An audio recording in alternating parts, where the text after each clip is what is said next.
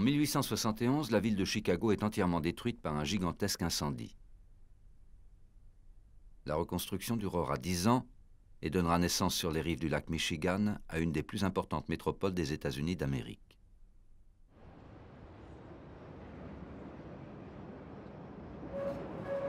Il ne manque plus à Chicago qu'un grand monument urbain pour consacrer son nouveau statut. En 1886, un groupe d'hommes d'affaires rassemble 3 millions de dollars et décide de le construire. Ce sera l'Auditorium Building, un bâtiment d'un type nouveau, placé sous le double signe du profit et de la culture.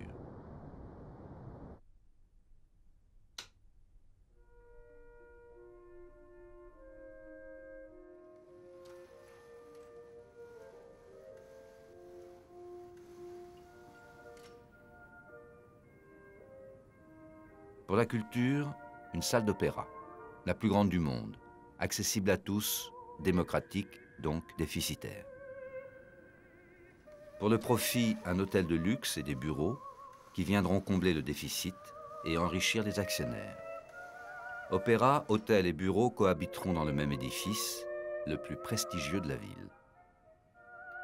On appellera ce complexe l'auditorium, plutôt que l'opéra, pour souligner le caractère novateur de l'entreprise. Le projet est confié à l'ingénieur Dankmar Adler et à son jeune associé, l'architecte Louis Sullivan, l'auteur d'une des formules les plus célèbres de l'histoire de l'architecture moderne. Form follows function. La forme découle de la fonction.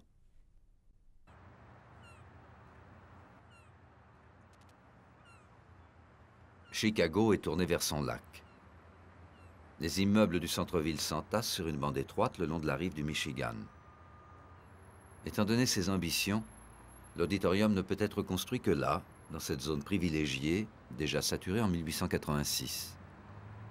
Il faudra négocier avec 6 propriétaires différents pour parvenir à constituer une parcelle sur le front de lac, à l'extrême limite du centre-ville d'alors, un terrain étroit pris entre 3 grands axes qui vont dicter la forme extérieure du projet. L'hôtel fera face au lac, sur la prestigieuse Michigan Avenue. Les bureaux seront côté ville, sur l'avenue Wabash, une artère commerçante. Une grande tour marquera la limite entre bureau et hôtel.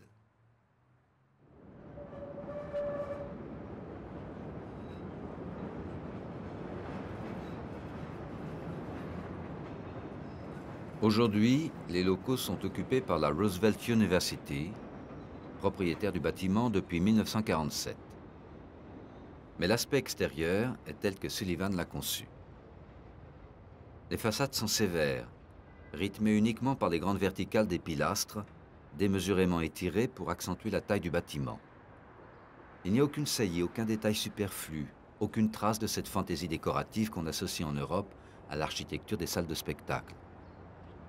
L'effet est délibéré.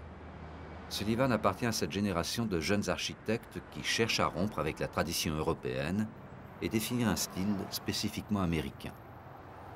Et ses compatriotes se reconnaissent dans ces arches monumentales qui pour certains traduisent l'énergie quasi barbare de la jeune nation américaine, tandis que pour d'autres, elles évoquent plutôt les grands ouvrages civils qui ont fait la gloire de l'Empire romain.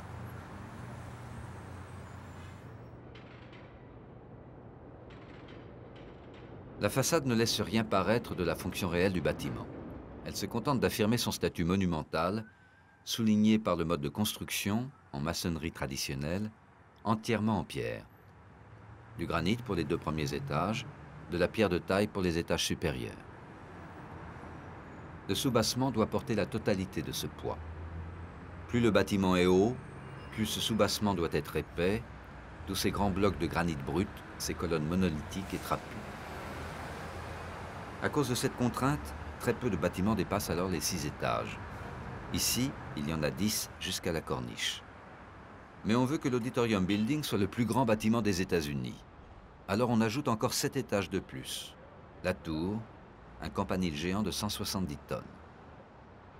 Derrière ces airs égyptoïdes et archaïsants, la tour cache les réservoirs d'eau de la machinerie hydraulique du théâtre et un ascenseur qui permet d'accéder au dernier étage tout entier réservé aux bureaux d'Adler et de Sullivan.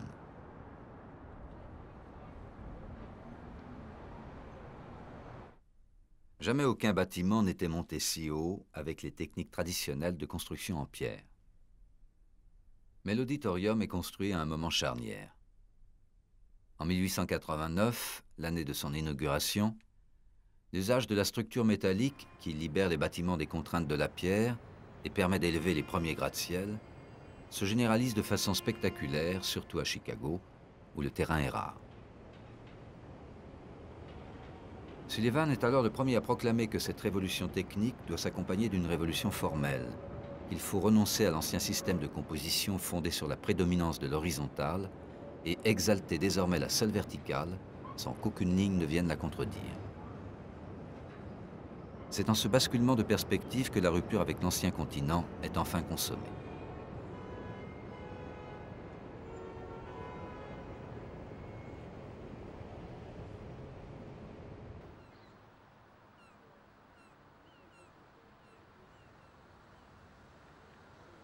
Même si elle est pendant quelques mois de 1890 la plus haute du monde, la tour de l'auditorium n'est qu'une excroissance du bâtiment, le signe visible de son statut exceptionnel.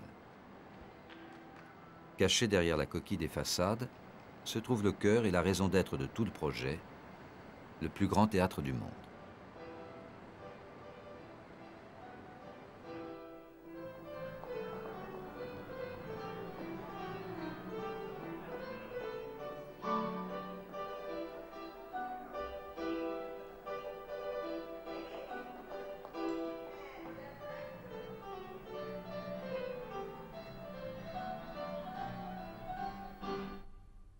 La salle de spectacle n'a pas besoin de lumière du jour.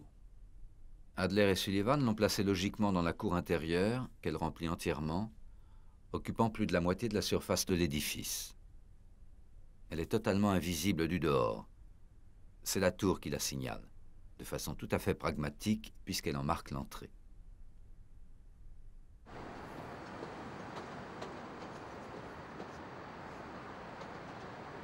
Sullivan se démarque du modèle européen et de ses entrées époustouflantes. Au pied des 17 étages de pierre, les arcades de l'entrée de la plus grande salle du monde ont un air de trou de souris.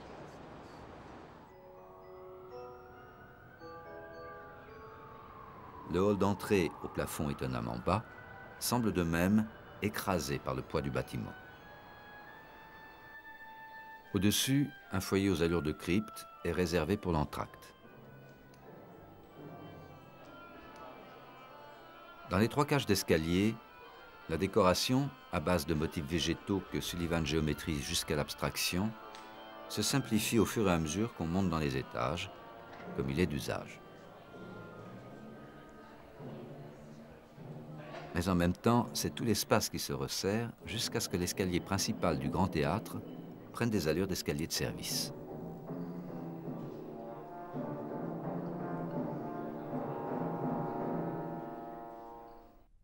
On est très loin du grand escalier d'apparat où le public mondain de l'opéra européen aime à se donner en spectacle. Alors qu'au même moment, à l'Opéra de Paris, les accès occupent un tiers du bâtiment, dans l'auditorium, ils sont réduits au strict minimum. 2 étages pour les foyers et une tranche aussi mince que possible pour les escaliers. La priorité va à la salle.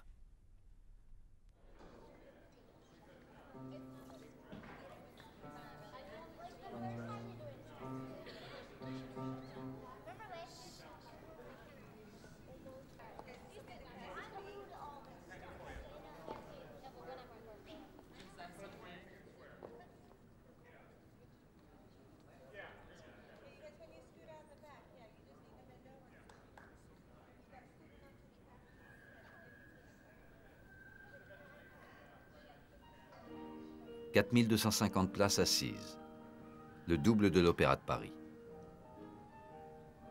La différence n'est pas seulement quantitative, c'est la conception générale de la salle qui est entièrement nouvelle. C'est la première grande salle au monde à rompre avec le plan traditionnel en fer à cheval. Ici, il n'y a pratiquement pas de place latérale. Tous les spectateurs sont face à la scène, la meilleure position.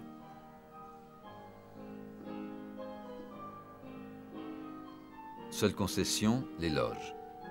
mais il n'y en a que 40. C'est une demande expresse des commanditaires. Les loges sont une tradition de la vieille Europe, explique un journaliste de l'époque. Elles n'ont pas de place dans notre auditorium qui doit incarner le présent et le futur et non un passé corrompu.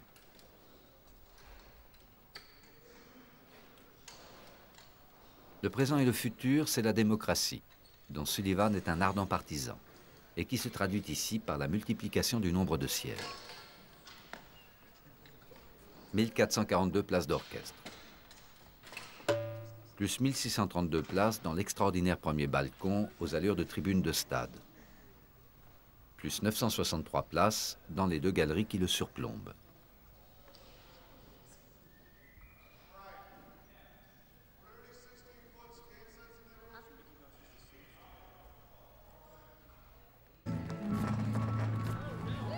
La scène en comparaison est petite et manque cruellement de dégagements latéraux. À l'époque de la construction, il n'y avait pas de compagnie résidente pour imposer ses exigences. La salle en a profité pour dévorer les espaces de travail, les loges et les coulisses, réduites au minimum vital.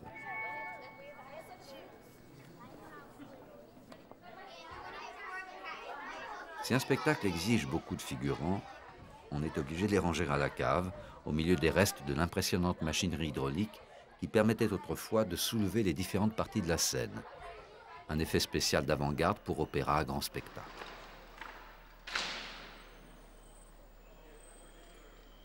La scène est équipée d'un autre dispositif innovant qu'on appelle le rideau réducteur.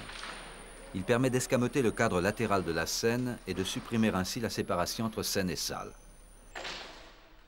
Cette disparition de la scène, c'est la logique de la salle poussée jusqu'au bout. Sa capacité passe à 8000 voire 10 000 places.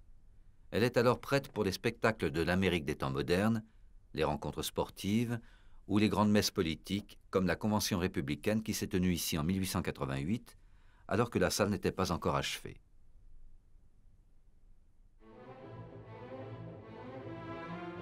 La vocation première de la salle reste malgré tout le grand opéra, en français et en italien.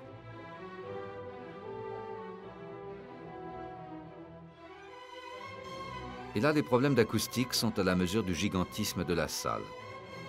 Adler a décidé de construire le premier auditorium scientifique.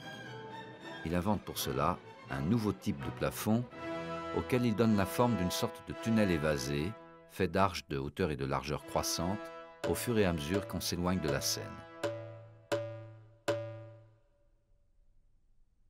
Ce tunnel acoustique aux allures de porte-voix permet à la fois de diminuer la réverbération en diminuant le volume de la salle, d'en contrôler la gradation tout en facilitant la diffusion du son. Le tunnel s'arrête à la hauteur du premier balcon pour faire place à un plafond plat où Adler a installé un mécanisme permettant d'adapter la salle à des représentations plus modestes et de ménager ainsi l'ego des divas en leur évitant le désagrément d'une salle à moitié vide. Un rabat mobile de quelques tonnes qui permet de neutraliser plusieurs centaines de places.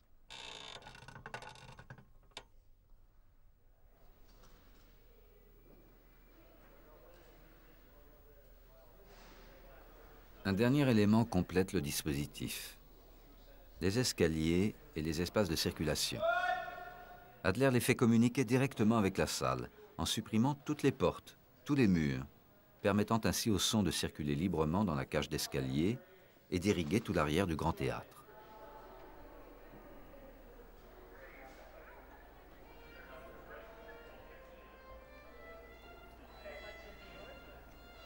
Quand du foyer du premier étage on découvre subitement la scène, on a le sentiment de voir quelque chose qui va au-delà d'une simple prouesse technique, quelque chose d'inimaginable dans un théâtre européen. Quelque chose d'aussi ouvert, d'aussi informel que ces simples rideaux que l'on se contente de fermer au début de la représentation.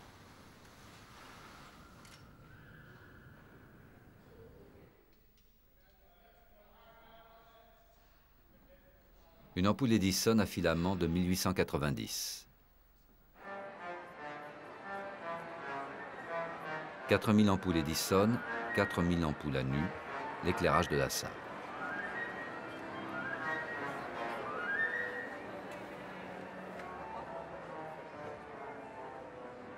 Personne ne sait vraiment où s'arrête le travail de l'ingénieur et où commence celui de l'architecte.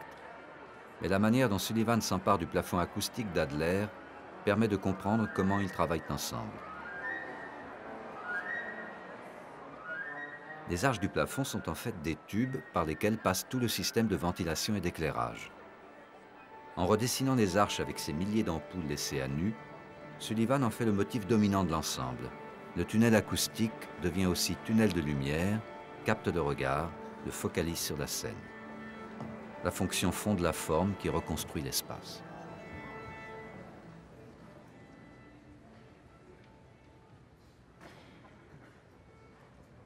D'un côté, la simplicité de l'ampoule laissée à nu, de l'autre, la richesse, la variété des supports sur lesquels elle se réfléchit. Tout le reste de la salle est éclairé de la même manière. Seuls changent les appliques, les arrangements.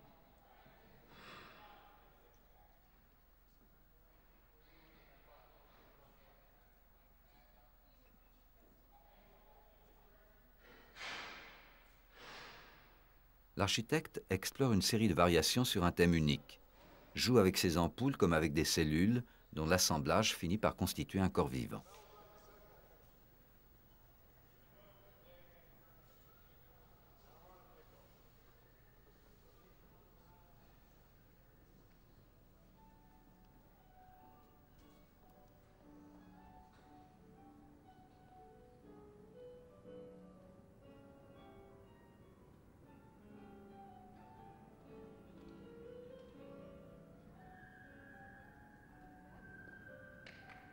À quelques pas des courbes élégantes du plafond de la salle, un autre plafond qui ne ressemble à rien de connu dans toute l'architecture du XIXe siècle.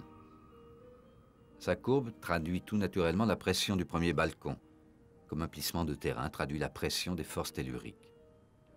Au lieu de chercher à dissimuler cette déformation, l'architecte s'en empare et l'amplifie.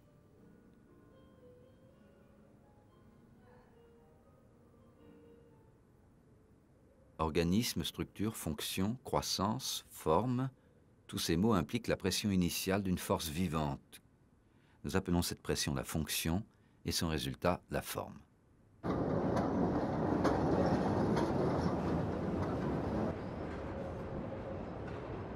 La cohabitation des trois équipements devait assurer le succès de l'entreprise.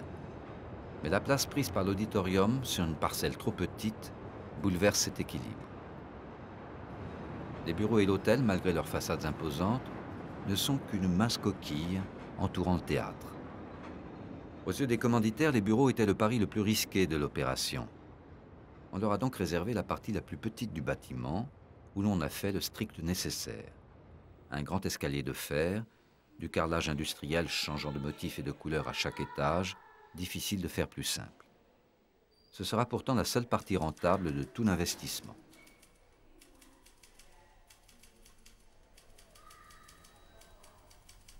L'hôtel, avec sa grande façade sur Congress Avenue et sa façade principale, face au lac, a fait l'objet de tous les soins. Une entrée majestueuse, surmontée d'une grande loggia, un hall vaste et spacieux, baigné de lumière du jour, un bel escalier richement décoré. On est à rebours du traitement de l'auditorium où lumière et espace étaient chichement mesurés. Mais après tout, c'est de l'hôtel, et non du théâtre, que dépend le succès économique de l'entreprise. Dans la somptueuse salle à manger du 10e étage que l'université utilise aujourd'hui comme bibliothèque, l'architecte continue à dépenser l'espace sans compter. Mais après, il s'arrête parce qu'il n'en a plus. Car l'hôtel s'est construit dans l'improvisation la plus totale. Les commanditaires qui étaient pressés d'ouvrir avaient sans cesse de nouvelles demandes. Le programme initial était flou. Cette salle à manger, par exemple, ne figure pas sur les premiers plans du chantier. Pas plus que les cuisines et les chambres de service. On les avait tout simplement oubliées. Mais il y a plus fort. En 1889, alors que le bâtiment est quasiment terminé, on a enfin l'idée de consulter un spécialiste en management hôtelier, qui réclame aussitôt la création d'une salle de banquet supplémentaire. Adler se met au travail et conçoit cette grande salle à structure métallique, la seule de tout le bâtiment, que Sullivan entreprend ensuite de décorer, de mettre en musique, comme le dira plus tard Frank Lloyd Wright, qui fit ses débuts d'architecte sur le chantier.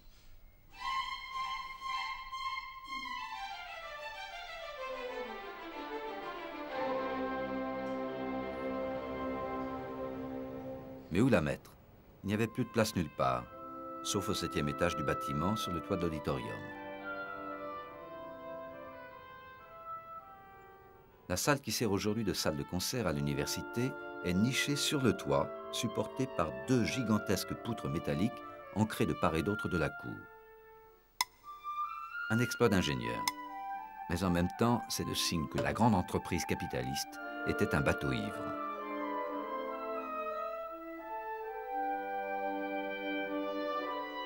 Malgré le luxe de sa décoration, sa situation privilégiée et l'extraordinaire succès du bâtiment, l'hôtel était sérieusement handicapé par le manque d'espace, l'impossibilité d'avoir des chambres sur cour et des coûts de fonctionnement très élevés dus aux complications de plan et de circulation générées par le théâtre.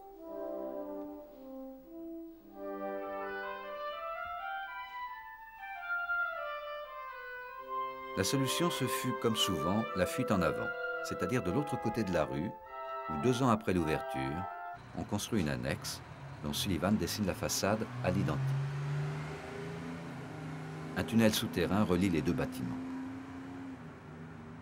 L'annexe, qui ne souffre d'aucun des problèmes du bâtiment principal, s'avère rapidement rentable, à tel point qu'elle prend son autonomie, comble le tunnel et devient un établissement concurrent, achevant de priver l'Auditorium Hotel de sa clientèle huppée. L'échec de l'auditorium est aussi un échec urbain. À la fin du XIXe siècle, on parie sur un nouveau développement de la ville, dont Congress Street sera l'axe triomphal. Mais l'avenue est restée une frontière entre la ville prospère et la ville tout court.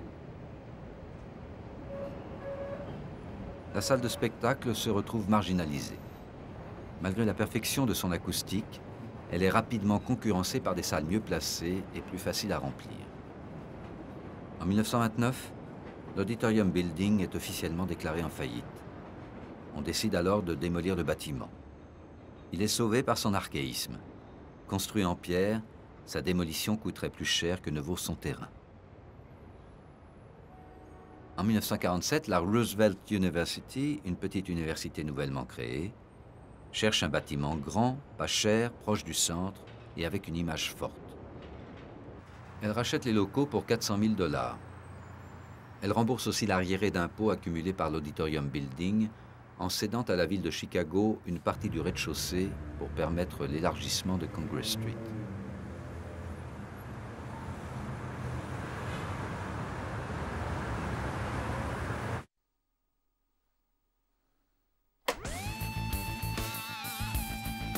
En 1967, le théâtre rouvre à son tour et devient pendant quelques années la meilleure salle rock de la ville, la seule capable d'accueillir les concerts de Jefferson Airplane et de Grateful Dead.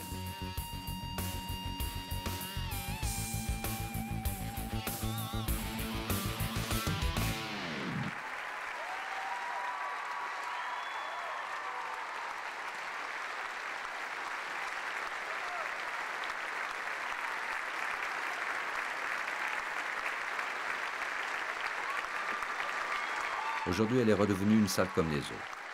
Enfin, presque.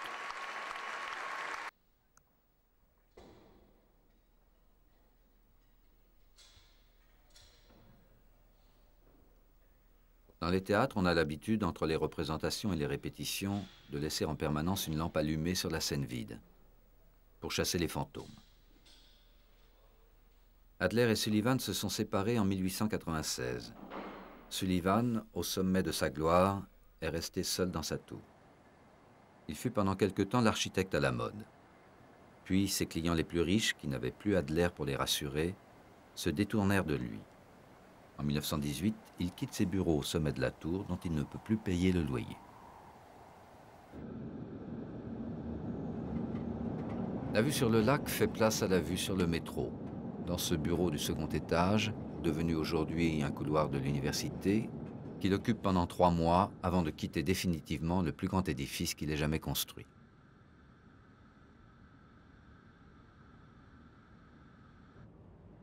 Il meurt en 1924 pauvre, mais reconnu par les jeunes architectes américains comme le premier d'entre eux.